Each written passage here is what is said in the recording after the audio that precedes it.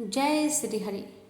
प्यारे भक्तों, आज एकादशी पारण का दिन है और आज के दिन मैं आप सभी को सुना रही हूँ शालिग्राम भगवान और माँ तुलसी की पावन कथा। एकादशी व्रत का पूर्ण फल प्राप्त करने के लिए कथा को पूरा सुने। तो आइए श्रवण करते हैं कथा। शालिग्राम भगवान की कथा। एक कसाई भगवान शालिग्राम के भक्त था। उसका नाम सधना था। सधना बहुत ही ईमानदार व भोला था। वह हमेशा भगवान का नाम लेता रहता था और उनकी कीर्तन करता रहता था। यहाँ तक कि वो जब मांस काटता या बेचता तब भी भगवान के नाम का गुणगान करता रहता था। ऐसे ही एक दिन कसाई सधना भगवान का नाम लेते हुए अपनी मस्ती में कहीं जा रहा था। तभी अचानक से उसे अपने पैरों में पत्थर का स्पर्श महसूस हुआ। जब उसने नीचे देखा तो वह एक काला पत्थर था। सधना कसाई ने वह पत्थर को यह सोच उठा लिया कि वह उसे अपने दुकान ले जाकर उससे मांस का वजन करेगा। अगले दिन से कसाई उस पत्थर से मांस तोलने लगा। जो भी आता वह उसी पत्थर से मांस तोल कर देता था। यह कोई मामूली पत्थर नहीं था। इसकी एक खास यह बात थी कि वह जितना भी वजन करना चाहता है वह काला पत्थर भी उतने ही वजन का हो जाता है।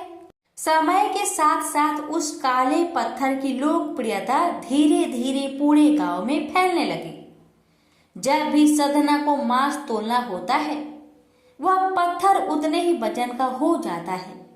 अगर सधना को 1 किलो मांस तोलना होता तो वह पत्थर 1 किलो का हो जाता और यदि उसे आधा किलो तोलना होता तो आधा किलो का हो जाता था। इस असाधारण पत्थर को देखने के लिए दूर दूर से लोग आने लगे और सधना के दुकान पर भीड़ बढ़ने लगी। भीड़ बढ़ने की वजह से कसाई सधना की मांस की बिक्री भी बढ़ गई थी। फिर एक दिन धीरे धीरे ये बात एक ज्ञानी ब्राह्मण के पास पहुंची। लेकिन ब्राह्मण ऐसे जगह पर जाना तो नहीं चाहता था जहां पर मांस की बिक्री होती हो। लेकिन उस चमत्कारी और असाधारण पत्थर को देखने की जिज्ञासा ने उसको वहां तक लेकर चली गई। वहां पर पहुंचकर ब्राह्मण दूर से ही सधना कसाई को उस पत्थर से मांस तोलते हुए देख रहा था और उसने देखा कि किस प्रकार से वह पत्थर आवश्यकता के अनुसार अपना वजन परिवर्तन कर लेता था। यह देखकर ब्राह्मण एकदम आश्चर्यचकित हुआ। यह देख ब्राह्मण सधना कसाई के पास गया तो सधना ब्राह्मण को देखकर बहुत आश्चर्यचकित हुआ और साथ ही साथ सधना बहुत प्रसन्न भी हुआ। फिर सधना ने ब्राह्मण का नम्र भाव से स्वागत किया और ब्राह्मण को बैठने के लिए कहा। फिर सधना ने उस ब्राह्मण से उसके दुकान पर आने का कारण पूछा तो ब्राह्मण ने बताया कि वह उस काले पत्थर को देखने आया है। ब्राह्मण ने बताया कि वह कोई मामूली पत्थर नहीं है, वह भगवान शालिग्राम जी हैं। ब्राह्मण क्रोधित होकर कहते हैं कि भगवान शालिग्राम जी को मांस के साथ रखना बहुत बड़ा पाप है। सधना बहुत ही सरल और भोले स्वभाव का इंसान था और यह सुनकर उसको लगा कि वो अनजाने में बहुत बड़ी गलती कर रहा था। सधना ने ब्राह्मण से क्षमा मांगते हुए कहा कि वह तो ब्राह्मण है, वह शालिग्राम जी को अपने साथ घर लेकर जाए और उनकी पूजा अर्चना करे। यह कहकर सधना ने उस पत्थर को उस ज्ञानी ब्राह्मण को दे दिया। वह ब्राह्मण शालिग्राम जी को बड़े आदर सम्मान से अपने घर ले आए और वहां पर भगवान शालिग्राम जी को स्नान कराया और बड़ी भक्ति भाव से उनकी पूजा पाठ शुरू कर दिया। ऐसे ही कुछ दिन बीत गए। एक दिन रात को ब्राह्मण के स्वप्न में भगवान शालिग्राम जी आए और उन्होंने ब्राह्मण से कहा कि वह उसके सेवा भाव से बहुत प्रसन्न हुए हैं, लेकिन तुम मुझे उस कसाई सधना के पास वापस छोड़ आओ। भगवान शालिग्राम कहते हैं कि सधना हमेशा मेरा नाम गुणगान करता रहता है, तो मुझे बहुत अच्छा लगता है और ऐसे भक्त के लिए मैं कहीं भी रहने को तैयार हूँ। आज सदना कसाई की भक्ति भाव से प्रसन्न होकर साक्षात भगवान शालिग्राम ने सदना के संग रहने की इच्छा व्यक्त करी। अगली ही सुबह ब्राह्मण भगवान शालिग्राम जी को अपने साथ लेकर उस कसाई सदना के दुकान पर गया और उन्होंने सदना को पूरी बात बताई और भगवान शालिग्राम जी को सदना को सौंप देता है।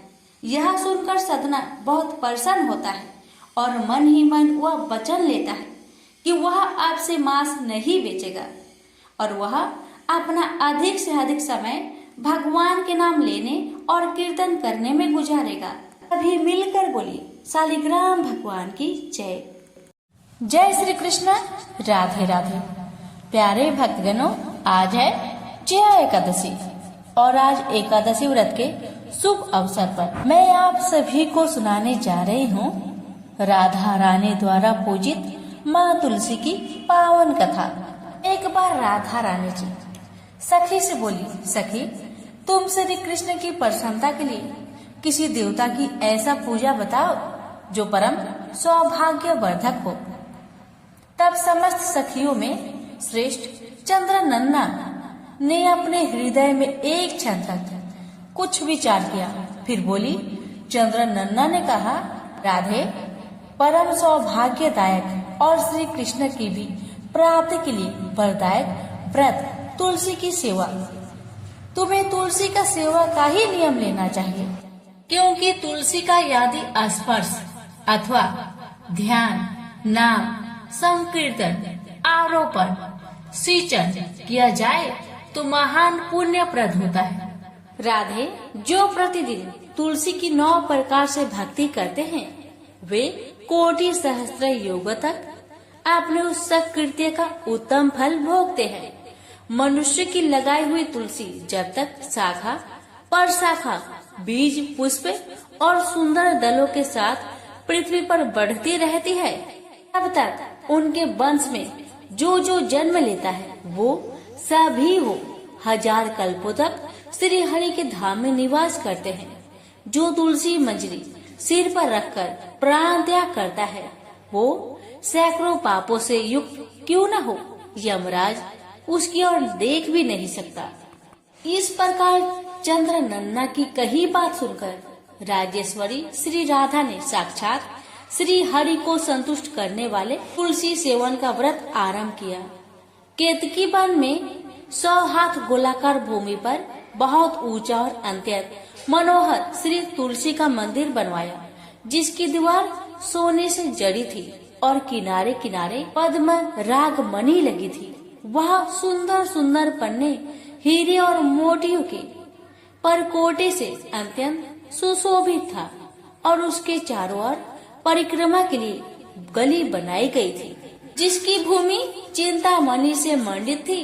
ऐसे तुलसी मंदिर के मध्य भाग में हरे पल्लवों से सुशोभित तुलसी की स्थापना करके श्री राधा ने अभिजीत मुहूर्त में उनकी सेवा पारण की।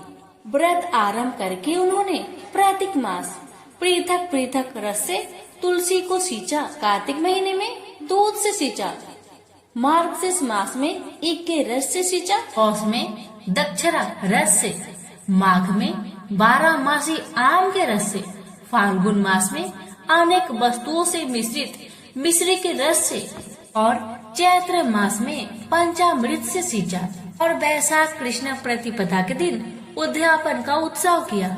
उन्होंने 2 लाख ब्राह्मणों को 56 भोगों से तृप्त करके वस्त्र और आभूषणों के साथ दक्षिणा दी। मोटे मोटे दिव्य मोतियों का एक भार और स्वर्ण का एक कोटि भार श्री गंगाचार्य को दिया। उस समय आकाश से देवता तुलसी मंदिर पर फूलों की वर्षा करने लगे। उसी समय स्वर्ण सिंहासन पर विराजमान हरिप्रिया तुलसी देवी प्रकट हुई। उनके 4 भुजाएं थी, कमल दल के समान विशाल नेत्र थे, 16 वर्ष की सी अवस्था और श्याम कांति थी। मस्तक पर हेममय किरीट प्रकाशित था और कानों में कंचनमय कुंडल झलमला रहे थे।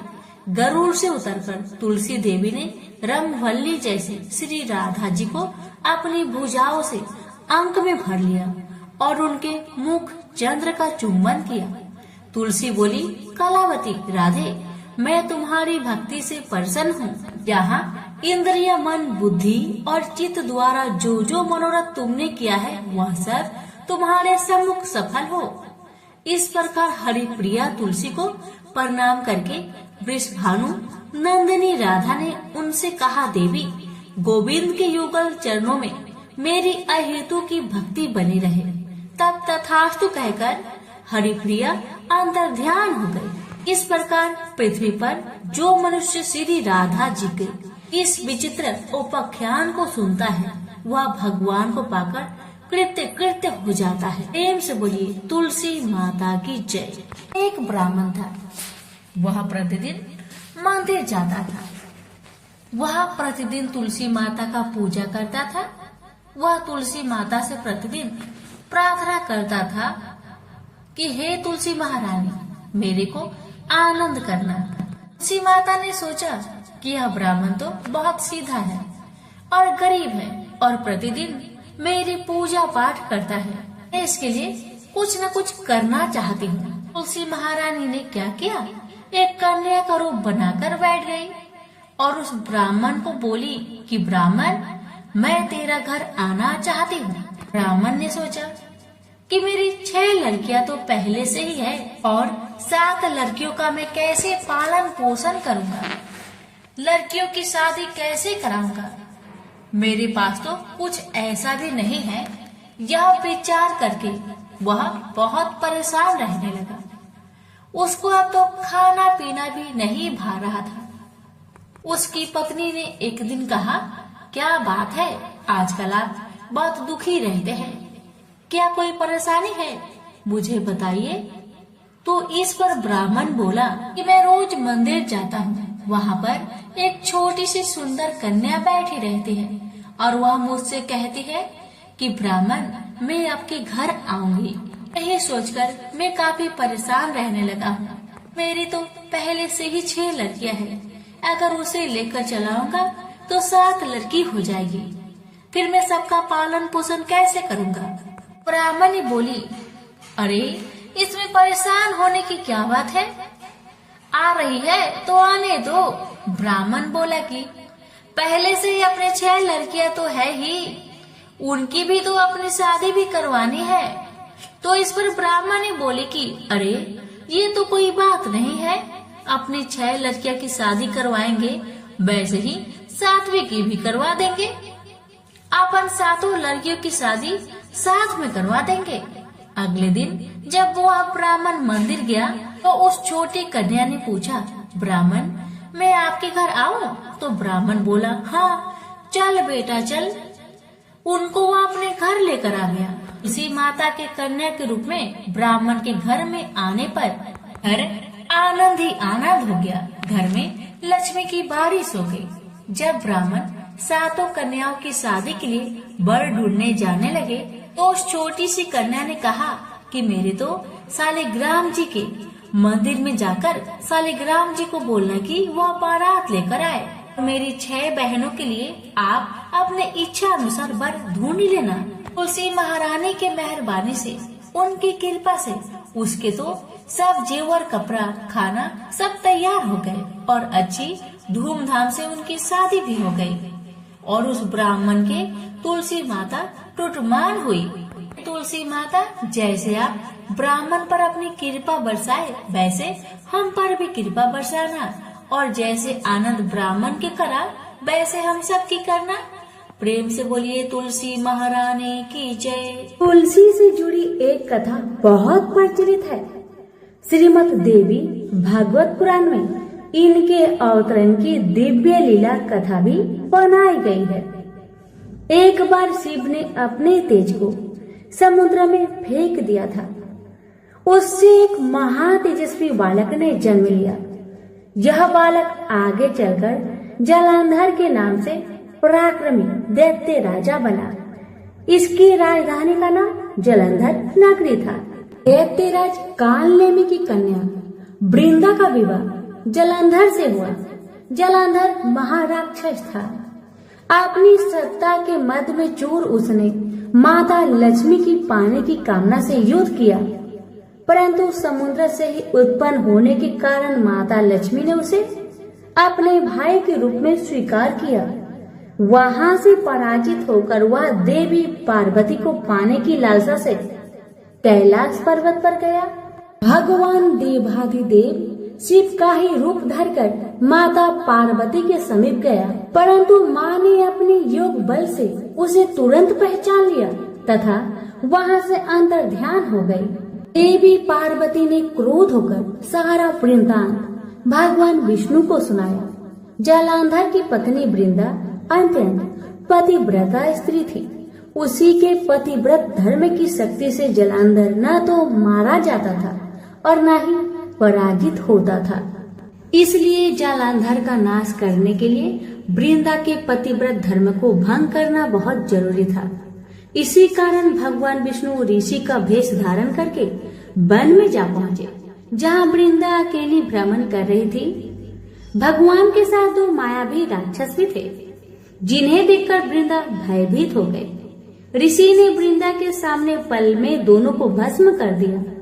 उनकी शक्ति देखकर वृंदा ने कैलाश पर्वत पर महादेव के साथ युद्ध कर रहे अपने पति जलंधर के बारे में पूछा।